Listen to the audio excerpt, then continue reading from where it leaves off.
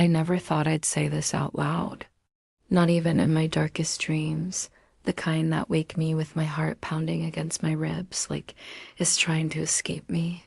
But here I am telling it, because if I don't say it, if I don't let it out into the air, I'll drown in it. What happened between us? It wasn't a mistake. Not entirely. It was something deeper, older than guilt, older than fear. It was a profound emotional bond. And yes, I know. The whole world might question those feelings. But it wasn't anything physical. It wasn't madness. It was recognition. As if in some forgotten corner of the universe, our souls had already met long before I brought him into this world. And when he grew up, when his voice deepened and his eyes stopped looking at me like I was a protective guardian and started looking at me like a person with her own story, something inside me shifted, not shattered, shifted with grace, with pain, with a tenderness that still makes me tremble today. My name is Elena. I'm 47 years old. I teach literature at a public high school, divorced for 3 years and mother to one son, Daniel. He was 19 when everything started to change, or deepen, depending on how you see it. We lived in a 2-story house on the outskirts of Valencia. White walls, an untidy garden, and a kitchen that always smelled of fresh coffee and cinnamon on Sunday mornings. It was a quiet life.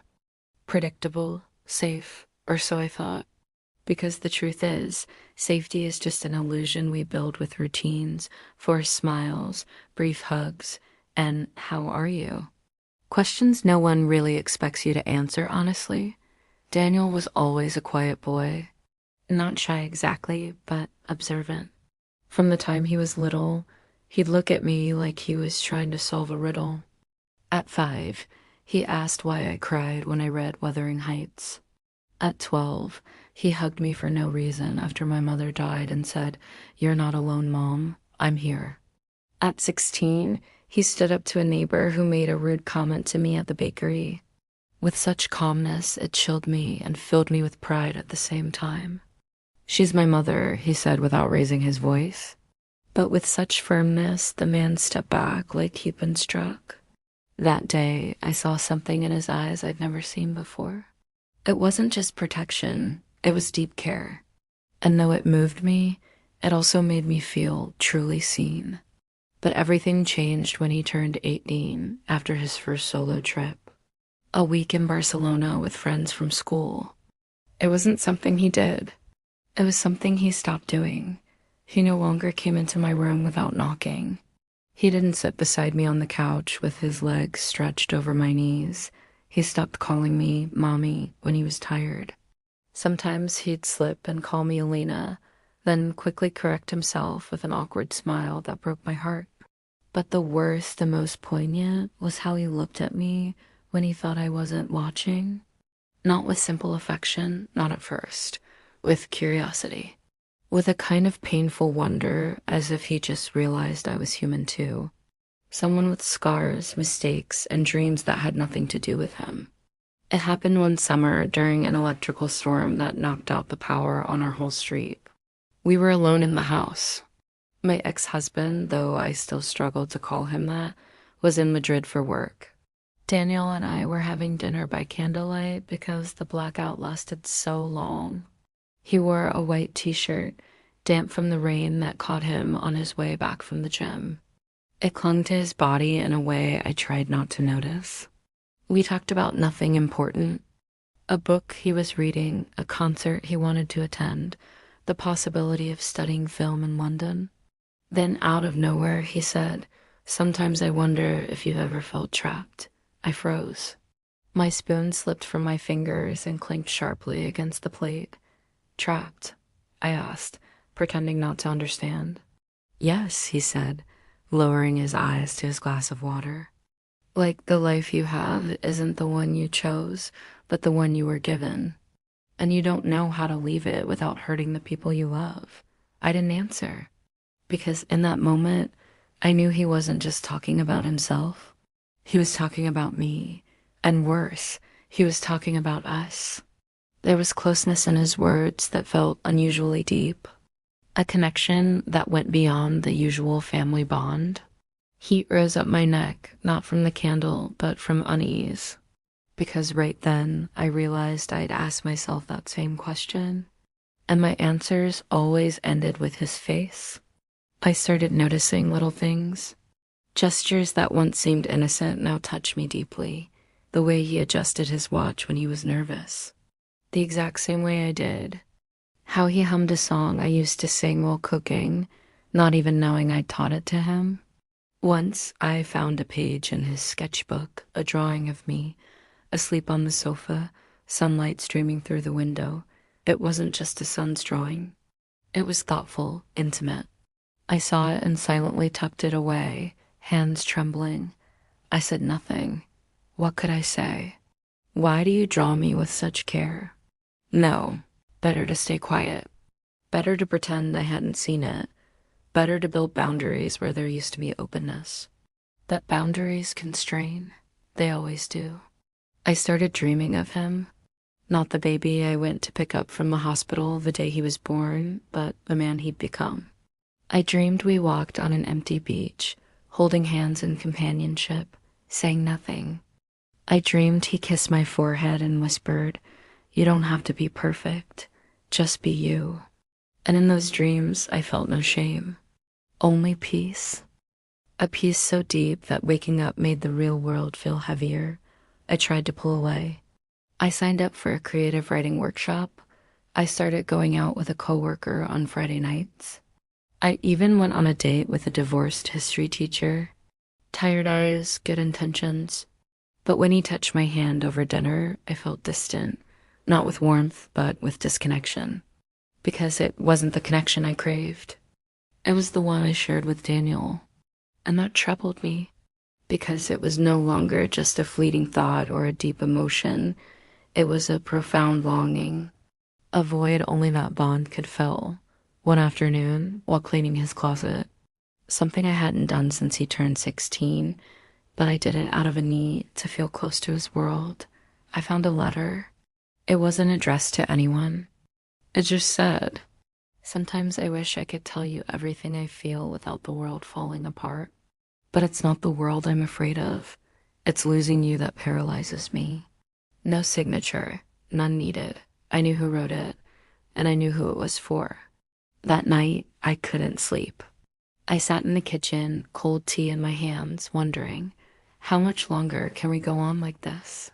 Sharing meaningful glances, holding back words, pretending we don't feel this deep connection. Because it wasn't just me anymore. He felt it too. I'd seen it in his eyes, read it in his silences, felt it in the warmth that lingered between us every time our fingers brushed passing the salt at dinner. Then one morning, as I made breakfast, he walked into the kitchen. He wore only sweatpants, bare-chested, hair still damp from the shower. He went to the coffee maker and stood beside me. So close I felt the warmth of his presence. So close I heard his breath. "Are you okay, Mom?" He asked in that voice that was no longer a child's. Yes, I lied. "You don't look it," he said, and looked straight into my eyes. And in that moment, I knew I couldn't pretend anymore. Something was about to shift or deepen. I didn't know what to say. I just nodded, tears welling but refusing to fall. He reached out as if to comfort my cheek, but stopped just inches away. Then he looked down, grabbed his coffee, and left the kitchen without another word. But I wasn't the same, because in that restrained gesture, in that hand that didn't quite touch me, I felt more care than I'd ever known in my life. And that was the beginning of greater closeness. The weeks that followed were like walking on uncertain ground with your eyes open. Every step was meaningful. Every word, a possible deeper sharing. Every glance, affection expressed quietly. We still lived under the same roof, shared the same routines, but something had deepened in the air between us, and though neither of us named it fully, we both knew we could never go back. He started going out more, said he had rehearsals with friends, making a short film. I nodded, pretending not to care, while my heart clenched with every door that closed behind him. But the worst part wasn't his absence. It was his return. Because when he came back, it was like he carried a thoughtful intensity with him. He moved with contained emotion, as if wrestling with something inside. Sometimes we'd meet in the hallway and our bodies would stop at the same time, as if the space between us had thickened, full of unspoken understanding. And in those moments, time stood still. The whole world held its breath, waiting to see if we'd acknowledge it.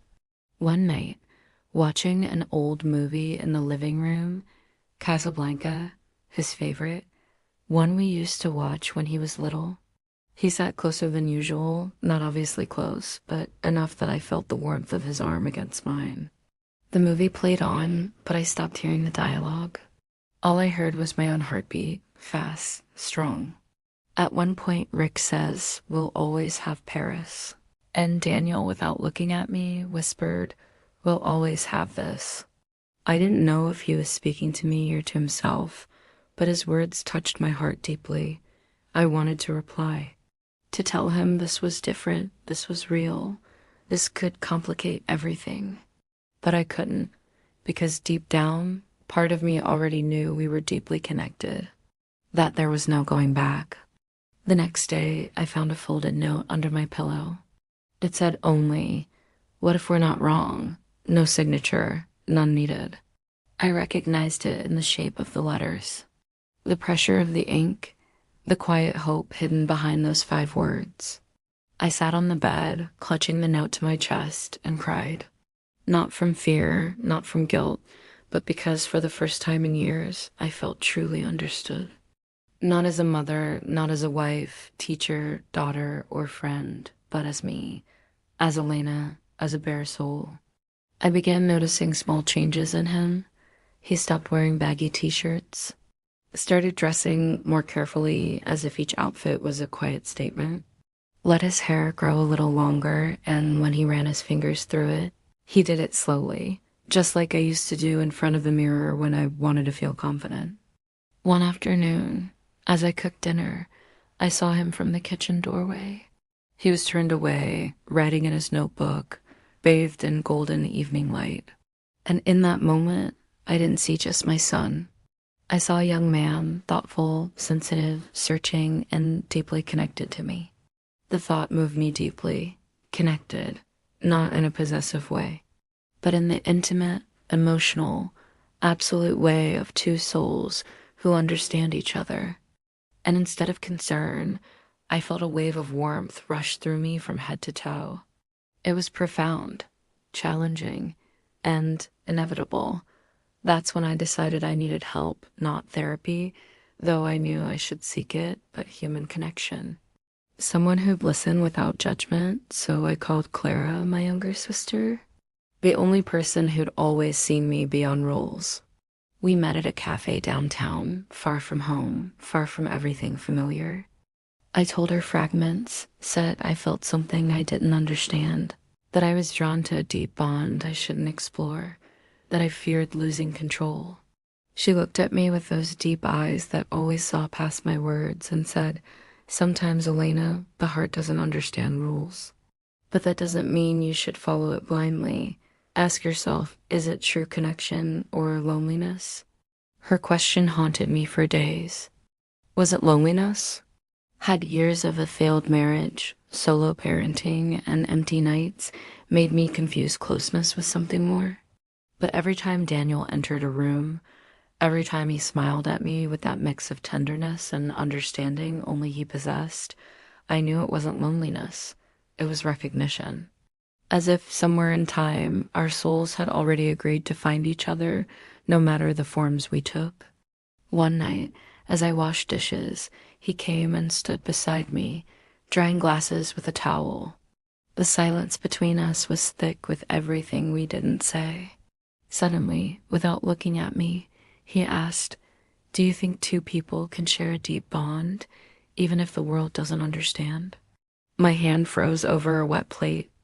"It depends," I answered, voice barely audible. "What kind of bond are you talking about?"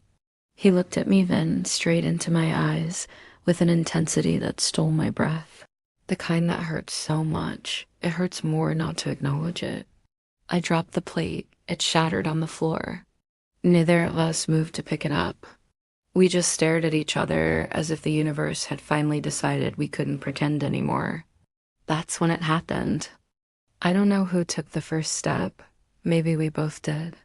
All I remember is that suddenly we were embracing not just as mother and son, but as two souls finally acknowledging their deep connection. His face was buried in my neck, and I felt his quiet emotion. I cried too, not from guilt, not from fear, but because, for the first time in my life, I felt whole. We slowly pulled apart. He took my hands and looked into my eyes. "I don't want to lose you," he said. "Neither do I replied, and in that moment, I knew there was no turning back.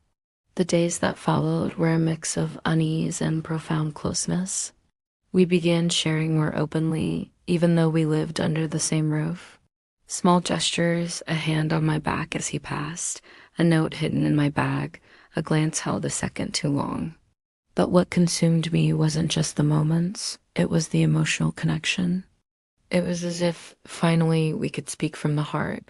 He shared his fears, dreams, insecurities. I told him about my failures, buried desires, my need to be seen as a person, not just a mother. And in those conversations, something deeper than usual affection was born, an intimacy I'd never known. One afternoon, as we walked through the park near our house, something we sometimes did quietly together, he stopped under a tree and took my hand. "Have you ever felt like you're living the wrong life?" He asked. "Every day," I answered. "Then why do we keep pretending?" I didn't know what to say, because the answer was obvious. Fear of judgment, fear of condemnation, fear of losing him forever if we acknowledged that line. But fate, cruel and ironic, decided to push us. My ex-husband called one night. He needed Daniel to sign some papers about a family inheritance. Said he'd pick him up early the next morning. When I hung up, Daniel looked at me with a strange expression. "What if I'm not here when he comes?" he asked. "What do you mean?" "We could leave, just for a couple of days, to the lake house." No one would look for us there. The lake house was a cabin my father had left me, 2 hours from the city. Forgotten, dusty, full of memories. "We never used it, Daniel." I started, but he interrupted. "Not as mother and son, just as us. No roles, no past. No future, just this moment." And in that instant, I knew I'd say yes, because I couldn't resist the pull anymore.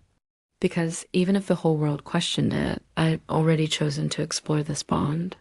The next day, as my ex-husband's car drove away from our house without finding Daniel, I loaded our bags into the car and drove toward the lake. He sat in the passenger seat, gazing out the window, wearing an expression of quiet peace I hadn't seen in years. We didn't speak the whole trip. We didn't need to. We both knew that when we arrived, everything would deepen, and it did. The drive to the lake felt like crossing an invisible border. Every kilometer behind us didn't just take us farther from the city. It took us farther from the roles we'd worn our whole lives. I was no longer the literature teacher, the single mom, the wounded ex-wife. He was no longer the obedient son, the quiet schoolboy, the promising young man. We were just two people. Two souls who, for reasons neither society nor convention could explain, had found a profound connection in each other. And yet it felt so meaningful. The cabin was exactly as I remembered. Small, weathered wood, a creaky porch, a fireplace full of cold ashes. The air smelled of pine, wet earth, and silence. I closed the door behind me and for the first time in years, took a deep breath. As if my lungs had been holding their breath all this time, Daniel dropped his backpack and walked to the window. Golden evening light streamed in, illuminating dust floating in the air. "It's like time stopped here," he said without turning. "Or like it never existed," I replied. We stood in silence for a long while. No rush. No expectations. Just the certainty that finally we could be honest. He took the first real step, turned, walked to me, and slowly, so slowly, it moved my heart, took my hands. "I don't want this to be a mistake," he said, voice trembling. "I want it to be whatever we need it to be. And if the world says it's wrong, let the world keep its rules," he interrupted. "I just want to be with you." It wasn't rushed. It wasn't desperate. It was something deeper, something meaningful. His lips brushed my forehead with such pure tenderness. I felt my heart open like a flower after an eternal drought. I cried. So did he. We held each other as if we'd vanish if we let go, and in that embrace there was no shame, no guilt, only profound connection. A connection that asked for no permission, needed no justification, but simply was. We spent the next few days in a bubble of suspended time. We cooked together, read in bed, wandered forest trails with no destination. We talked about everything and nothing. Poetry, film, dreams we'd buried. He told me he'd always felt out of place in the world, like a stranger in his own skin since childhood. I confessed that after the divorce, I'd thought about disappearing, not dying, just ceasing to exist for others. But I never did, because he needed me. And now, he said, looking at me with eyes that were full of understanding, "I need you. Not as a mother, as you." One night, as rain gently tapped the cabin roof, we shared a moment of deep emotional closeness. It wasn't fast. It wasn't desperate. It was slow, careful, reverent, as if every touch was a promise, every sigh a quiet acknowledgement. And in that moment, when our souls felt truly connected, I felt something I'd never felt before. Peace, a peace so absolute that for an instant I believed everything was understood. But the world doesn't always understand. It only watches. We returned to the city 3 days later, hearts full, souls calm, believing we could slip back into our lives as if nothing had deepened. But the world hadn't waited. My ex-husband had called repeatedly. Neighbors noticed the empty house. And worst of all, Daniel had left his phone charging in his room. We didn't find out until the third night back. We were eating dinner in silence, sharing a knowing glance across the table when the doorbell rang.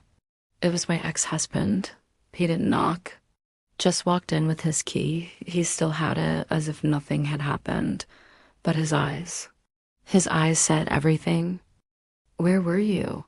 he asked, voice so cold it froze my blood. "We went to the lake house," I replied, trying to sound normal. "We needed to get away. Get away," he repeated, eyes locking onto Daniel. "Or hide." Daniel looked down. I felt the floor vanish beneath me. "I don't know what you mean," I said, though I knew exactly what he meant. "Your son wasn't answering his phone, so I came to look for him. Then I found something interesting." My heart stopped. "What did you find?" "A message." "On his phone. From you." I said nothing. Couldn't, because in that moment I remembered. The night before we left, while he slept in the cabin, I'd written a message I never meant to send. But in a moment of weakness, I'd hit send without realizing. It said, "I don't know if this is wrong or meaningful. I only know that with you, for the first time, I feel real." My ex-husband stepped closer. "How long has this been going on?" he asked, voice breaking. Neither of us answered. "Answer me," he shouted, and the sound made Daniel flinch. "It's not what you think," I said, though I knew it was close to what he thought. "Isn't it? Is it a game? An experiment? Or did you decide that after ruining our marriage, you'd confuse your own son too?" His words hit me like punches. I wanted to defend myself, to say it wasn't planned, that deep bonds don't always follow expected paths. But I couldn't, because deep down, part of me knew he had a point. I was the mother. I should have been the boundary. The one who said no. The one who protected, not the one who explored. Daniel stood up. "Don't blame her," he said, in a voice I'd never heard before. "This isn't her fault. But mine too. You're just a kid. My ex-husband yelled, "She's your mother. I'm not a kid anymore." Daniel shot back, and in his eyes I saw a fury that frightened me. "And you were never a real father. Just a man who left and let her raise me alone." The silence that followed was louder than the shouting. My ex-husband looked at us, really looked at us for the first time. Then, without another word, he turned and walked out. But before closing the door, he said something that still echoes in my ears every night. "Stay away from normal life if this is what you choose, because society won't accept it." We were left alone, paralyzed. The world we'd built in those 3 days crumbled in minutes. Daniel pulled me into a tight hug. "It doesn't matter," he whispered. "We have each other." But I already knew it wasn't that simple, because the outside world wouldn't leave us in peace. Because connection, no matter how deep, can't exist isolated. The weeks that followed were difficult. We changed phone numbers, stopped going out together, avoided eye contact in public, but the damage was done. My ex-husband told his brothers, they told friends, rumors spread. At school, glances grew uncomfortable. A colleague asked with fake concern if everything was okay at home. I knew she wasn't asking about the water bill. Daniel tried to protect me, said it didn't matter what people said, only we mattered.